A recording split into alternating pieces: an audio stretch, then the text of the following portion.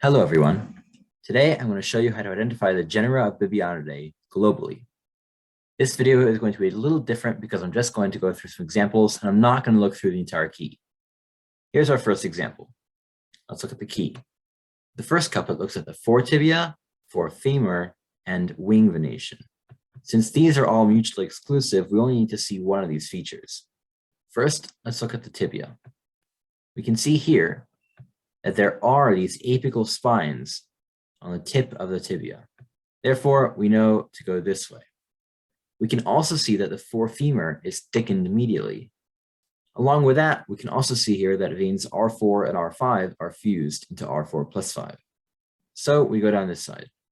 Now we want to rule out Dilophus. To do this, we check the foretibia and the interior of the thorax.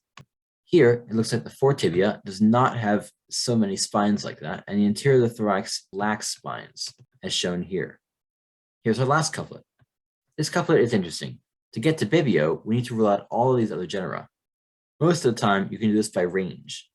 This observation is in Ontario, Canada. Bibionalis is only in Bolivia to Uruguay in South America, and Icoscolus is only in Mexico, Brazil, New Guinea, and Queensland. Bibiodes is in Western North America and Northern China.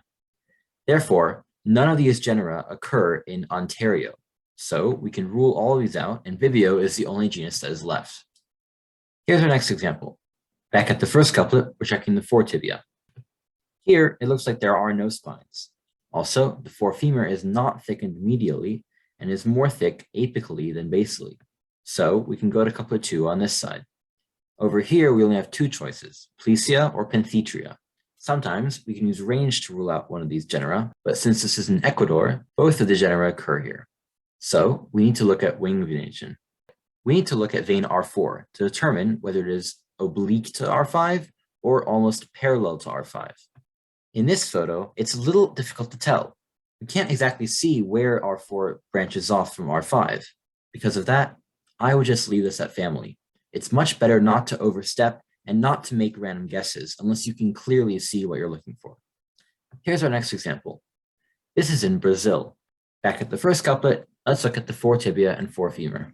Here we can see that the foretibia is without spines apically, and the forefemur is conical. So we go to this side.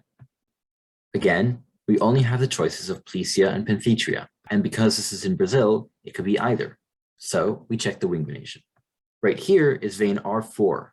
Right here is vein R5. We can see right here that vein R4 is almost perpendicular to R5, meaning this is Plesia. Here's our last example. We can see here that the forefemora are clearly medially swollen. We can also somewhat see that there do seem to be spines at the apex of the tibia. That just confirms the idea. So we go to this side. Next couplet looks at the spines in the foretibia. We're trying to see if there are rows of spines or if there are only two spines at the apex. We can also look at the interior of the thorax for this couplet. Right here, it appears that there are spines in the center of the tibia, so this is Dilophus.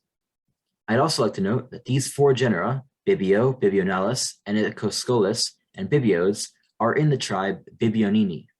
Therefore, if you cannot distinguish between these in the photos provided for any reason, please feel free to leave the observation at tribe level, at Bibionini. Thank you so much for watching. I hope this was helpful. Please leave any questions in the comments.